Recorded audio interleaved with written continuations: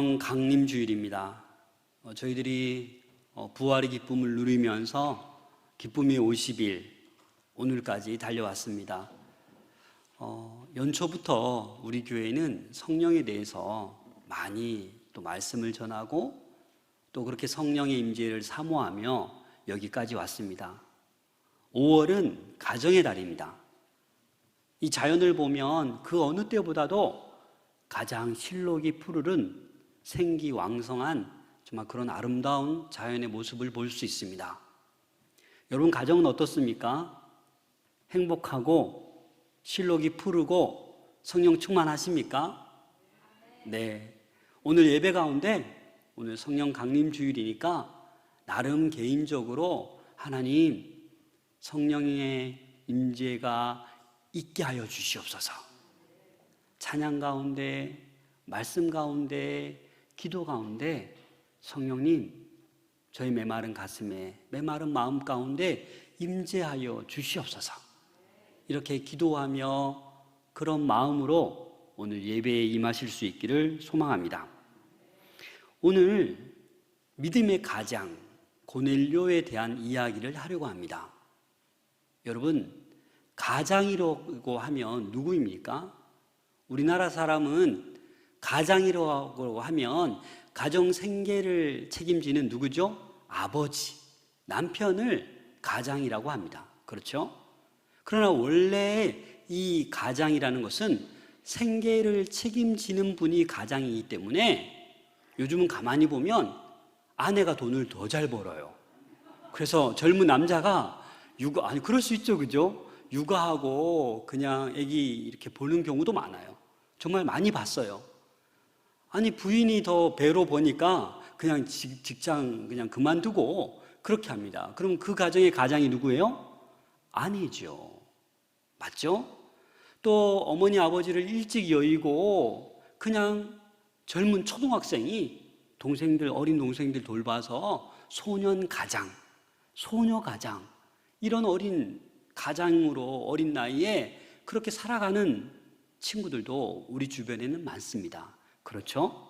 그래서 우리가 잘못된 생각을 가지고 있는 거예요. 가장하면 남편, 이게 아니라는 거예요. 오늘은 제가 말씀드리고 싶은 것이 일반적인 가장을 얘기하는 것이 아니라 믿음의 가장을 얘기하는 거예요. 이 믿음의 가정은 누구나 다 될 수 있습니다.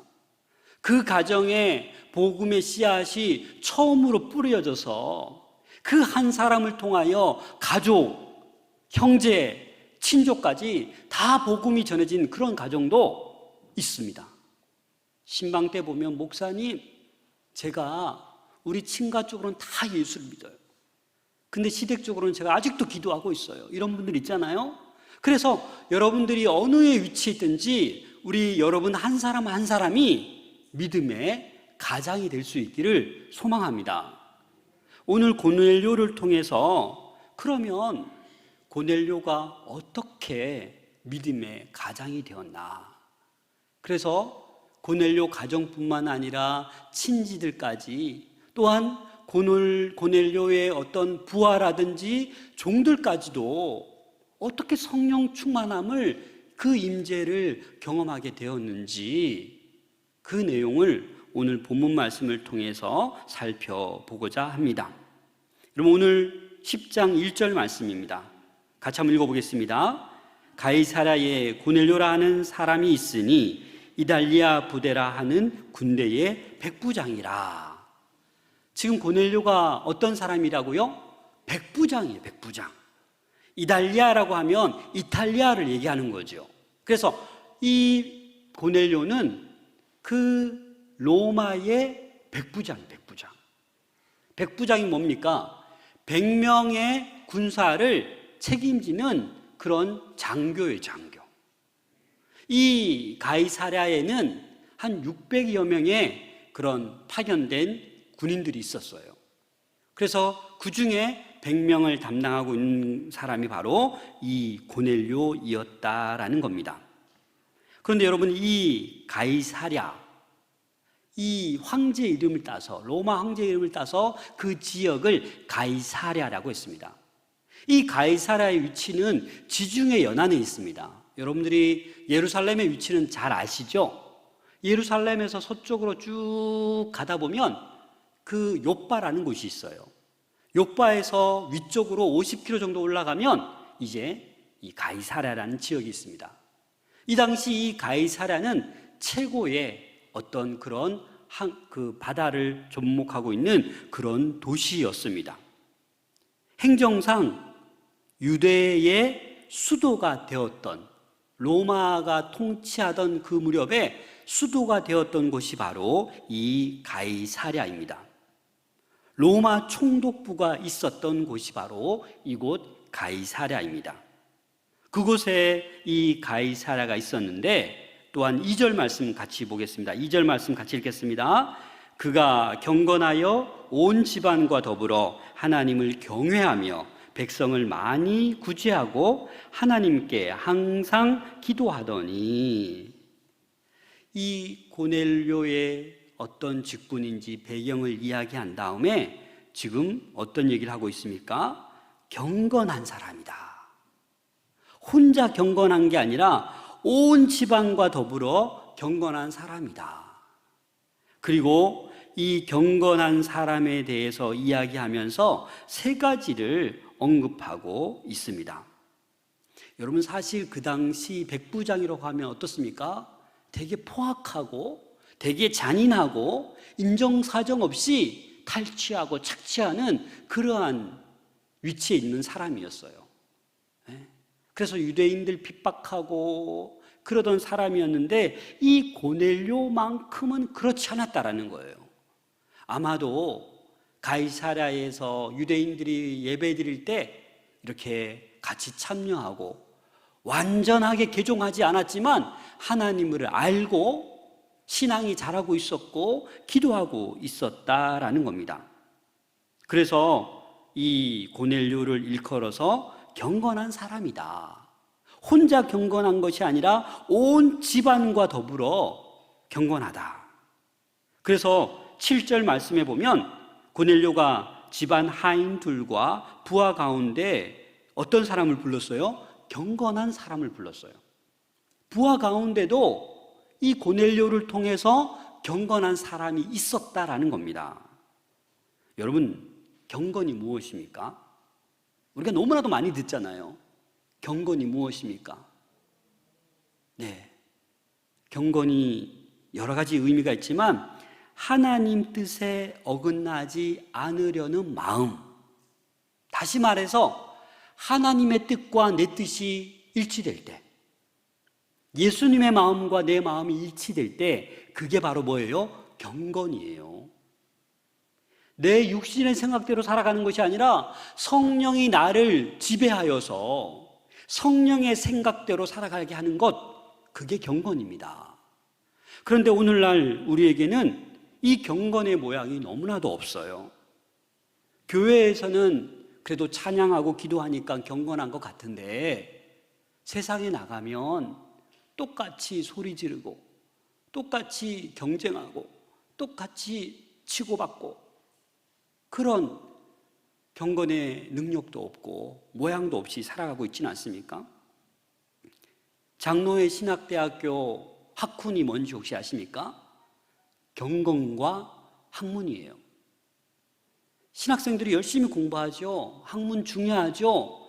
하지만 그보다 더 앞서야 되는 게 뭐예요? 경건이라는 거죠. 목회자가 경건의 모양이 없으면 어떻게 하겠습니까? 아무리 똑똑하고 아무리 학문이 높아도 학위를 2개, 3개 가지고 있는들 이 경건의 모양이 없으면 어떻게 되겠습니까? 칼빈은 경건을 순결한 양심으로 하나님께 예배할 수 있는 마음을 뜻하는 것이다 라고 이야기했습니다. 이 고넬료는 이방인이었습니다. 율법적으로 불완전한, 아직도 개종하지 못했던 그런 자인데 경건한 사람이라고 주변 사람들이 다 그렇게 이야기하고 있다라는 겁니다. 이 고넬료의 경건은 마음에만 머물러 있지 않았습니다. 하나님을 향해서는 경외함으로, 이웃을 향해서는 구제함으로 그 경건의 모양을, 능력을 나타내었습니다. 그래서 오늘 이 고넬료가 경건한 사람이었다라는 그 세 가지 구체적인 신뢰를 2절 말씀을 통해 잠깐 나누어 보고자 합니다. 우리 2절 말씀을 다시 한번 읽어보겠습니다. 2절 시작. 그가 경건하여 온 집안과 더불어 하나님을 경외하며 백성을 많이 구제하고 하나님께 항상 기도하더니. 이 경건한 사람 고넬료는 온 집으로 더불어 하나님을 경외하였던 사람입니다. 경외하였기에 고넬료를 경건한 사람이다라고 하는 것입니다. 이 경외란 헬라어 단어로 율라베이아스라고 하는데 어떤 의미가 있냐면 두려움과 사랑이 복합되어 있는 단어입니다. 그래서 하나님을 경외한다라고 할 때 어떤 마음이 있는 거예요? 두려워하는 마음, 그리고 사랑하는 마음, 이 두 가지가 다 있어야 하나님을 경외한다라는 겁니다. 사랑하는 마음만 있어요. 하나님은 두려운 존재라고 전혀 인식하지 않아요. 그럼 어떻게 되는 겁니까? 막 나가죠. 자녀들을 보세요. 우리 엄마, 우리 아빠 사랑밖에 없어. 뭘 해도 다 들어줘. 사고 쳐도 다 오케이야. 그럼 어떻게 됩니까? 정말 막 나가죠. 그러나 아버지, 어머니가 사랑이 있지만 때로는 내가 잘못된 길로 갈 때 혼내시는, 야단치는 무서운 아버지야 라는 마음도 있어야 된다는 겁니다. 우리가 섬기고 우리가 믿고 있는 하나님은 우리가 어떻게 경외해야 되냐? 사랑과 더불어 두려움의 하나님을 우리는 인식하고 있어야 된다는 겁니다. 그게 진정으로 하나님을 경외하는 거예요. 죄를 지어도 죄책감을 못 느껴요. 왜요? 하나님이 두렵지 않기 때문에.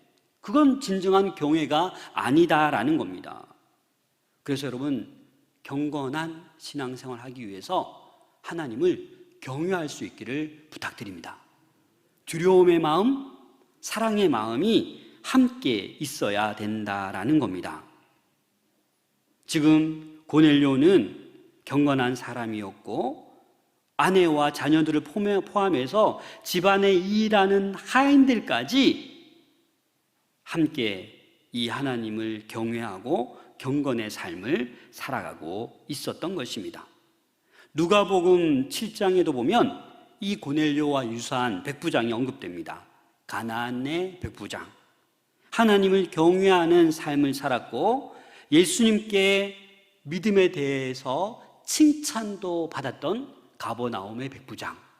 이 고넬료도 유사하다라는 겁니다. 여러분, 무엇이 요즘 두렵습니까? 물론 다들 코로나가 두렵지요.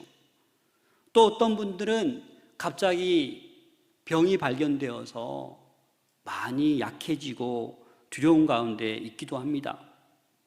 물질이 너무나도 줄어들어서 힘듭니다. 두렵습니다. 항존직에 선택될까 봐 두렵습니다. 선택 안 될까 봐 더 두렵습니다. 이러한 두려움들 여러분 두렵습니까? 치매에 걸릴까 봐 두렵습니다. 나도 암에 걸리면 어떡하지? 두렵습니다. 너무나도 외로워서 두렵습니다. 하지만 여러분, 이런 두려움은 다 소용없는 거예요. 하나님 한 분만 두려워할 수 있는 우리 모두가 될 수 있기를 소망합니다. 우리 22절 말씀 같이 읽겠습니다. 22절 시작. 그들이 대답하되 백부장 고넬료는 의인이요 하나님을 경외하는 사람이라 유대 온 족속이 칭찬하더니. 여기까지. 온 유대 족속이 그 백부장 고넬료를 어떻게 하고 있다고요? 칭찬하고 있다는 거예요. 칭찬. 얼마나 경건의 삶을 살았으면 이렇게 칭찬하고 있냐라는 겁니다. 그 백부장이라고 하면 무서운 사람, 핍박하는 사람, 빼앗아가는 사람, 착취하는 사람, 군림하는 사람이었는데 이 고넬료는 그렇지 않았다는 거예요. 다른 로마 병사, 다른 백부장과 달랐다라는 겁니다. 왜요? 하나님을 경외하는 사람이었기 때문에 그렇습니다. 사랑하는 여러분, 고넬료와 이 고넬료의 부하와 하인들도 의인이었고 하나님을 경외하고 칭찬받는 사람이었습니다. 또 이 고넬료는 경건한 사람이었는데 백성을 많이 구제하였다고 2절의 두 번째 이야기하고 있습니다.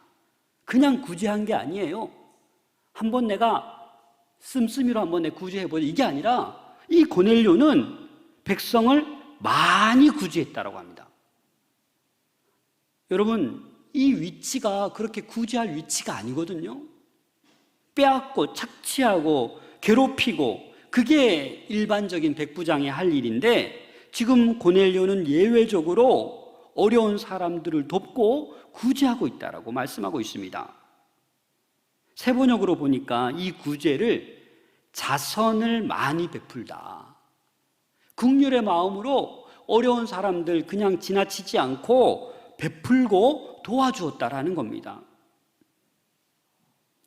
잠언 11장 24절 말씀입니다. 같이 한번 읽어보겠습니다. 시작. 흩어 구제하여도 더욱 부하게 되는 일이 있나니 과도히 아껴도 가난하게 될 뿐이라. 사랑하는 여러분, 이게 무슨 말입니까? 남에게 나누고 주어도 어떻게 해요? 더 부하게 된다라는 거예요. 여러분, 이게 하나님의 법칙입니다. 아니, 나누면 내가 못 먹잖아. 나누면 내가 딴 거 못 사잖아. 아니다라는 거예요. 나누고 구제하면 하나님께서 부하게 하신다라는 거예요. 반대로 과도히 아껴도 가난하게 된다라는 거예요. 여러분, 교회도 마찬가지입니다. 선교하는 교회, 구제 많이 하는 교회가 건강한 교회예요. 부흥하는 교회예요. 선교원금은 계속해서 줄이고 안 하려고 하고, 그러면 교회가 하나님과 뜻과 다르게 가기 때문에 교회가 약해집니다. 그래서 교회도 마찬가지예요. 구제 많이 하고 선교 많이 하는 교회가 부흥하는 거예요. 여러분, 믿음의 가정이죠? 많이 구제하고 많이 베풀고 많이 선교할 수 있기를 소망합니다. 목사님, 제가 연봉 한 1억 되면 할게요. 여러분, 1억 되면 할 것 같습니까? 절대 못합니다. 여러분, 있어서 구제하지 않더라고요. 수백억 가지고 있는 자산가가 여러분 구제 안 하더라고요. 좀 없어도, 많이 있어도 하나님을 경외하는 사람, 경건한 삶을 사는 사람이 그래도 있는 것 가운데 구제를 하더라고요. 지난주 5월 16일 5억을 기부한 기부천사의 기사가 있었습니다. 누구죠? 국민 여가수 아이유. 저도 노래를 잘 안 듣지만 이름이 이지은이라고 합니다. 본명이. 근데 이 아이유가 5억을 기부했어요. 5억을. 근데 이게 처음이 아니에요. 매년 때마다 이렇게 기부를 하더라고요. 근데 제가 기부 내용을 가만히 보고 더 은혜 받았습니다. 한국소아암재단, 희소질환 아동지원단체 여울돌, 한국미혼모 가족협회, 독거노인 종합지원센터, 푸르메 재단. 이 푸르메 재단은 장애우들을 이렇게 돌보는 그런 재단이거든요. 아동복지협회. 이런 곳에 5억을 써달라고 자기 생일을 맞이해서 기부했다라는 거예요. 아이유가 뭐 재벌입니까? 재벌가 딸입니까? 아니요. 그냥 가수예요. 인기 있는 가수예요. 그런데 이렇게 거금을 내놓기가 쉽지 않죠. 그래서 우리는 기부천사라고 하죠. 그냥 어려운 이웃을 위해서 구제하는 거예요. 자선하며 베푸는 거예요. 그래서 하나님께서 이렇게 구제하는 자를 하나님께서는 경건한 사람이다 라고 말하고 있는 것입니다. 또 이 경건한 사람 고넬료는 항상 하나님께 기도하였다고 말씀하고 있습니다. 10장 3절에 보니까 하루는 제9시가 되어 9시쯤 돼요. 이 오후 3시를 얘기하는 거거든요. 유대인들은 3시, 6시, 9시, 아침 9시, 정오, 오후 3시에 늘 기도하는 그런 기도하는 유대인들이었죠. 그래서 이 고넬료도 그 9시쯤 9시, 오후 3시가 되어서 기도했다라는 겁니다. 항상 기도하다.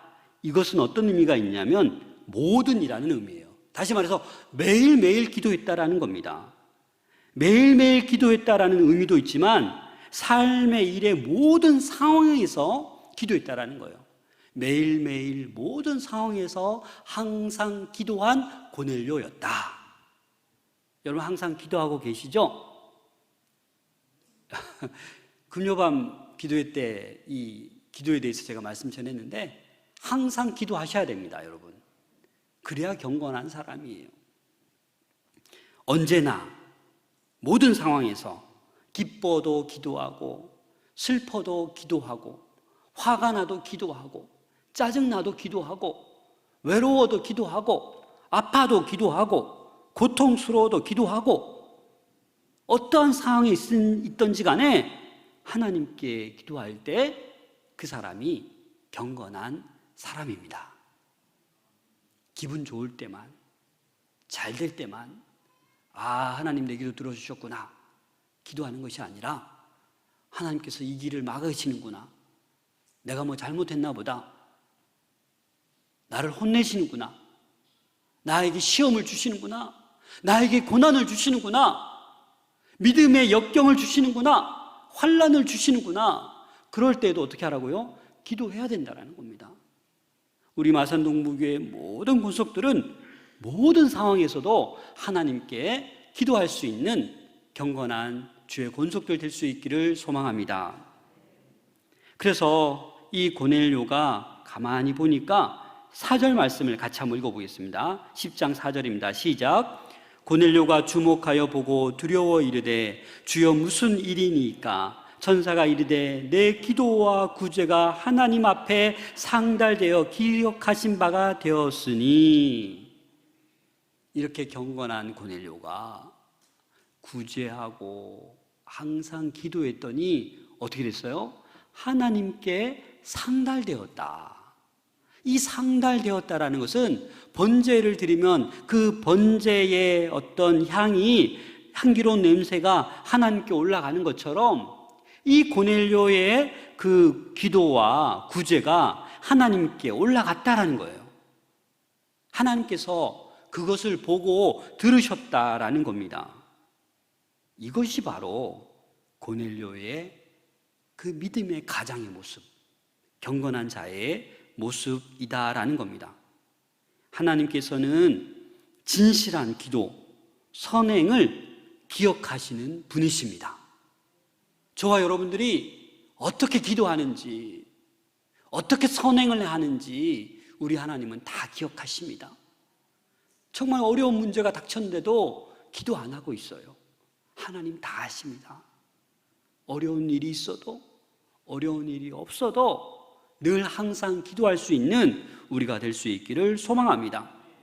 여러분 아브라함이 어떻습니까? 멸망하는 소돔을 위해 간절히 기도했죠. 하나님 제발 좀 시키지 말라고. 그런데 의인 10명이 없어서 멸망합니다. 하지만 아브라함의 조카 롯은 구해주십니다. 여러분 히스기야가 이사야로부터 죽을 거라는 그런 예언을 듣습니다. 그래서 어떻게 합니까? 간절히 기도했지요. 주님, 저의 선을 기억하십시오. 그래서 생명을 15년이나 연장시키지 않았습니까?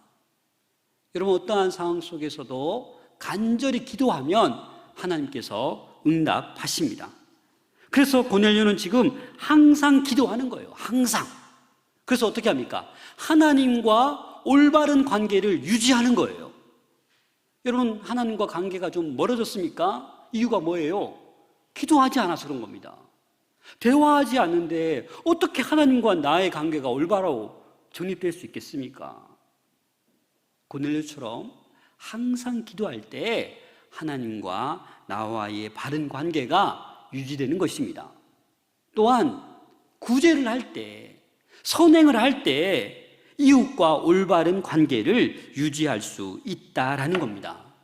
그래서 이 기도와 구제, 경건한 사람의 갖추어야 될 이 3가지 중에 2가지라는 겁니다. 이렇게 하면서 하나님을 경외하며 살아갈 때 그 사람은 하나님이 기뻐하시는 하나님의 든든한 자녀, 믿음의 가장이 될 줄로 믿습니다. 그래서 우리는 하나님과의 관계, 이웃과의 관계를 바르게 잘 유지해 갈 수 있기를 부탁드립니다. 이렇게 고넬료가 살아가니까 고넬료뿐만 아니라 그의 가정, 그의 친지, 그의 종, 부하들까지 하나님의 은혜를 누리게 됩니다. 우리 10장 24절 말씀 같이 읽겠습니다. 시작. 이튿날 가이사라에 들어가니 고넬료가 그의 친척과 가까운 친구들을 모아 기다리더니, 여러분 지금 누가 같이 있어요? 친척과 가까운 친구들이 다 베드로가 오기를 기다리고 있는데, 이 베드로가 와서 말할 때 놀라운 일이 일어나잖아요. 지금 이제 베드로가 등장합니다. 25절 보니까 마침 베드로가 들어올 때에 고넬료가 맞아 발 앞에 엎드려 절하니, 여러분 백부장이에요. 백부장이 지금 시골 어부 출신 베드로에게 엎드려 절하는 거 말도 안 되는 거예요. 말이 됩니까? 그런데 고넬료는 엎드려 절하는 거예요. 왜? 하나님이 보내신 사람이기 때문에. 34절에 보면, 33절 후반절에 보면 모든 것을 듣고자 하여 다 하나님 앞에 있나이다. 고넬료가 이렇게 얘기하는 거예요. 내가 지금 베드로가 왔지만 내가 하나님 앞에 있는 것처럼 고넬료를 보는 거예요. 베드로를 보는 거예요. 지금 고넬료가 코람데오의 마음이죠. 사랑하는 여러분, 이 베드로가 말하고 있을 때, 왔을 때 고넬료는 무릎을 꿇었습니다. 은혜 받을 자세가 되어 있는 거예요. 뭐라고 말씀하시는지 귀를 기울이고 있는 거예요. 그래서 이 고넬료를 비롯하여 그곳에 온 가족들, 친지들, 친구들까지 어떤 은혜를 입습니까? 성령의 임재를 경험하는 거예요. 자, 44절 45절 같이 한번 읽겠습니다. 44절 45절 시작. 베드로가 이 말을 할 때에 성령이 말씀 듣는 모든 사람에게 내려오시니 베드로와 함께 온 할례 받은 신자들이 이방인들에게도 성령 부어 주심으로 말미암아 놀라니. 여러분 지금 안수하고 있습니까? 성령 부어달라고 간절히 기도하고 있습니까? 아니요. 그냥 베드로가 말하고 있는 거예요. 그런데 말하고 있는 이때에 성령이 말씀 듣는 모든 사람에게 지금 내려오고 있는 거예요.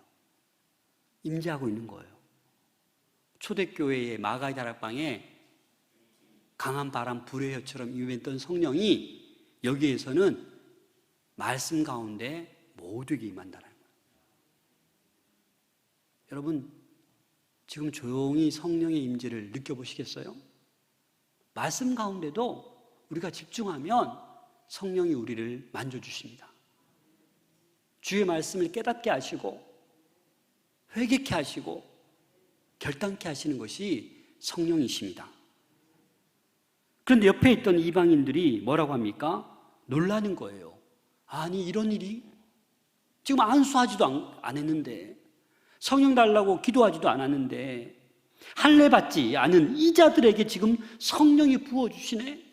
지금까지 유대인들에게만 성령이 부어졌는데 할례 받지 못한 이방인들에게 성령이 임하시네. 방언을 하네. 하나님을 높이 찬양하네. 그 할례 받은 신자들이, 욥바에서 같이 왔던 그들이 보고 놀라고 있다라는 겁니다.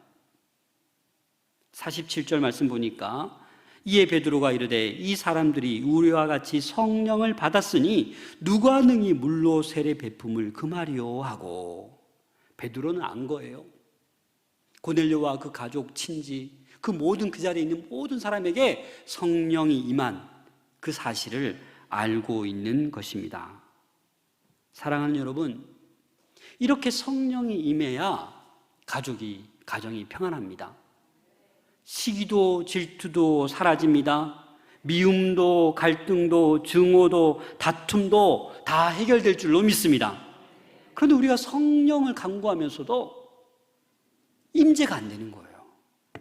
내가 지금 경건하지 않기 때문에. 고넬료처럼 하나님을 경외하고 사랑하고 두려워할 줄 알아야죠. 구제를 해야죠. 물질로만 하는 것도 아니지 않습니까? 마음으로, 기도로, 몸으로 구제해야죠. 언제까지 기독교가 이 코로나 시기에 손가락질을 받으며 언제까지 신뢰도가 더 떨어져야겠습니까? 이제는 회복해야 되지 않습니까? 그러기 위해서 우리가 경건한 삶을 살 때 가능한 겁니다. 항상 기도하고 구제하고 하나님을 경외하면 우리 기독교가 다시 회복될 줄로 믿습니다.